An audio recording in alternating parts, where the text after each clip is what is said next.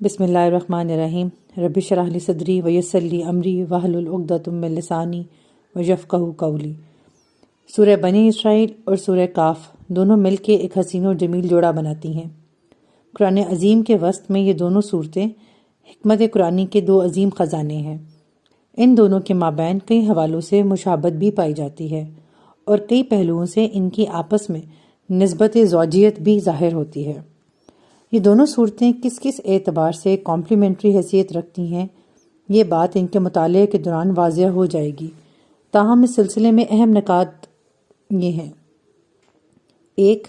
سورہ بنی اسرائیل کا آغاز اللہ کی تسبیح سبحان الذی سے ہوتا ہے، جبکہ سورہ کاف بھی اللہ کی تمہید الحمدللہ الذی سے شروع ہوتی ہے۔ ان دونوں کلمات کا باہمی تعلق اس حدیث سے واضح ہوتا ہے جس میں حضور اکرم صلی اللہ علیہ وآلہ وسلم نے فرمایا ہے، تسبیح نصف میزان ہے اور الحمدللہ اس سے بھر دیتا ہے، یعنی سبحان اللہ کہنے سے معرفت خداوندی کی میزان آدھی ہو جاتی ہے اور الحمدللہ کہنے سے یہ میزان مکمل طور پر بھر جاتی ہے۔ گویا یہ دونوں کلمات مل کر کسی انسان کے دل میں اللہ تعالیٰ کی معرفت کے اثاثے کی تکمیل کرتے ہیں۔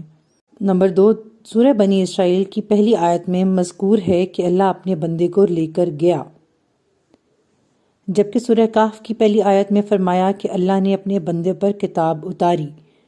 گویا دونوں مقامات کی باہم متلازم نسبت ہے، یعنی کہ ریسیپروکیٹ کرتے ہیں دونوں مقامات۔ نمبر 3، دونوں صورتوں کی ابتدائی آیات میں نبی اکرم صلی اللہ علیہ وآلہ وسلم کے لیے رسول کی بجائے عبد کا لفظ استعمال ہوا۔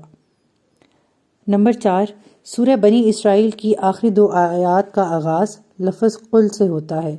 اسی طرح سورہ کاف کی آخری 2 آیات بھی لفظ قل سے شروع ہوتی ہیں۔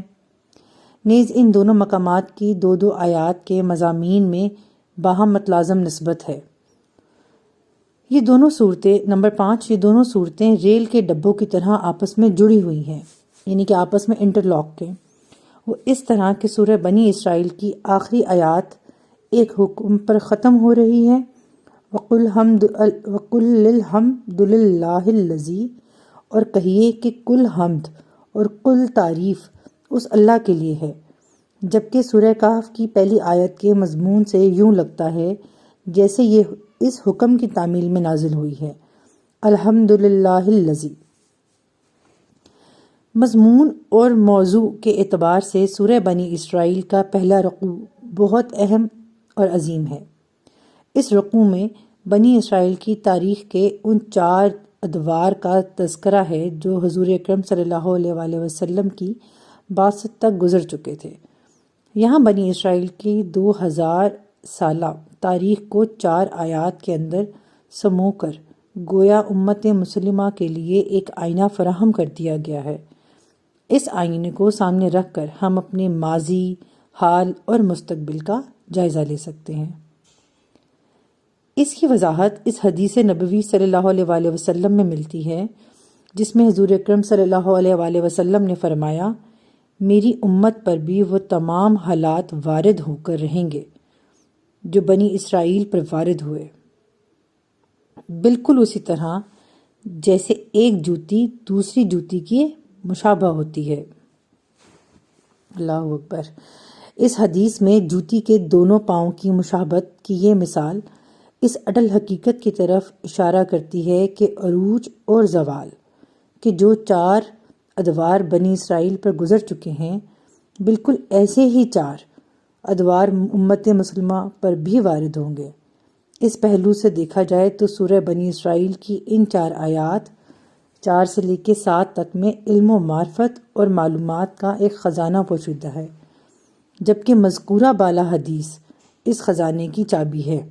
ڈاکٹر اسرار کہتے ہیں، مجھے اللہ تعالیٰ کے فضل اور اس کی توفیق سے اس چابی کی مدد سے اس خزانے تک رسائی ملی ہے، جس کے نتیجے میں میرے لیے ان بیش بہا علمی اور تاریخی معلومات کو ضبط تحریر میں لانا ممکن ہوا ہے۔ سبحان الذی اسریٰ بعبدہ لیلا من المسجد الحرام الی المسجد الاقصی، پاک ہے وہ ذات جو لے گئی راتوں رات اپنے بندے صلی اللہ علیہ وآلہ وسلم کو مسجد الحرام سے مسجد الاقصی، دور کی مسجد تک۔ یہ رسول اللہ صلی اللہ علیہ وآلہ وسلم کے سفر معراج کے پہلے مرحلے کی طرف اشارہ ہے، جو مسجد حرام مکہ مکرمہ سے مسجد اقصی بیت المقدس تک کے زمینی سفر پر مشتمل تھا۔ سبحان تنزیہ کا کلمہ ہے، یعنی اللہ تعالیٰ کی ذات ہر نقص اور عیب سے پاک و منزہ ہے۔ اس کلمہ سے بات کا آغاز کرنا خود دلالت کرتا ہے کہ یہ کوئی بہت بڑا خارق عادت واقعہ تھا، یعنی کہ نیچر سے ہٹ کے، عام معمول سے ہٹ کے یہ واقعہ تھا جو اللہ تعالیٰ کی غیر محدود قدرت سے رونما ہوا۔ یہ محض ایک روحانی تجربہ نہ تھا، بلکہ ایک جسمانی سفر اور عینی مشاہدہ تھا جو اللہ تعالیٰ کے نبی اکرم صلی اللہ علیہ وآلہ وسلم کو کرایا۔ الذی بارکنا حولہ، جس کے ماحول کو ہم نے بابرکت بنا دیا۔ اس علاقے کی برکت تو دینوی اعتبار سے بھی ہے اور روحانی اعتبار سے بھی۔ دینوی اعتبار سے یہ علاقہ بہت زرخیز ہے اور یہاں کی آب و ہوا خصوصی طور پر بہت اچھی ہے۔ روحانی اعتبار سے دیکھیں تو یہ علاقہ بہت سے جلیل القدر انبیاء علیہ السلام کا مسکن رہا ہے، اور حضرت ابراہیم علیہ السلام سمیت بہت سے انبیاء یہاں مدفون ہیں، یعنی کہ دفن ہے یہاں پر۔ ہیکل سلیمانی بنی اسرائیل کی مرکزی عبادت گاہ تھی۔ اس لحاظ سے نامعلوم اللہ کے کیسے کیسے نیک بندے کس کس انداز میں یہاں عبادت کرتے رہے ہوں گے۔ اس کے علاوہ بیت المقدس کو بنی اسرائیل کے قبلہ کی حیثیت بھی حاصل تھی، چنانچہ مادی اور روحانی دونوں اعتبار سے اس علاقے کو اللہ تعالیٰ نے بہت زیادہ برکتوں سے نوازا ہے۔ سفر معراج کے پہلے مرحلے میں رسول اللہ صلی اللہ علیہ وآلہ وسلم کو مکہ مکرمہ سے یروشلم لے جایا گیا۔ وہاں بیت المقدس میں تمام انبیاء کی ارواح کو جمع کیا گیا، انہیں جسد ادا کیا گیا، یعنی کہ ان کو جسم دیے گئے۔ ہمارے حواس اس کیفیت کا ادراک کرنے سے قاصر ہیں کہ دیکھیں اللہ تعالیٰ نے ان کو جسم عطا کیے، تمام انبیاء کو، اور وہاں حضور اکرم صلی اللہ علیہ وآلہ وسلم نے تمام انبیاء کی امامت فرمائی۔ سبحان اللہ۔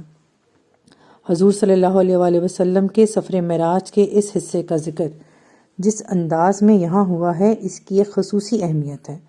یہ گویا اعلان ہے کہ نبی آخر الزماں صلی اللہ علیہ وآلہ وسلم اور آپ صلی اللہ علیہ وآلہ وسلم کی امت کو توحید کے ان دونوں مراکز یعنی بیت اللہ اور بیت المقدس کا متولی بنایا جا رہا ہے۔ ذمہ داری، صحیح رسپانسبلٹی ہے۔ اس حوالے سے آپ صلی اللہ علیہ وآلہ وسلم کو پہلے بیت المقدس لے جایا گیا اور پھر وہاں سے آپ صلی اللہ علیہ وآلہ وسلم کے آسمانی سفر کا مرحلہ شروع ہوا۔ سفر معراج کے اس دوسرے مرحلے کا ذکر بہت اختصار کے ساتھ سورہ نجم میں کیا گیا ہے۔ لِنُرِيَهُ مِنْ آیَاتِنَا إِنَّهُ هُوَ السَّمِيعُ الْبَصِيرُ، تاکہ ہم دکھائیں اس بندے محمد صلی اللہ علیہ وآلہ وسلم کو اپنی نشانیاں، یقیناً وہی ہے سب کچھ سننے والا اور دیکھنے والا۔ صدق اللہ العظیم۔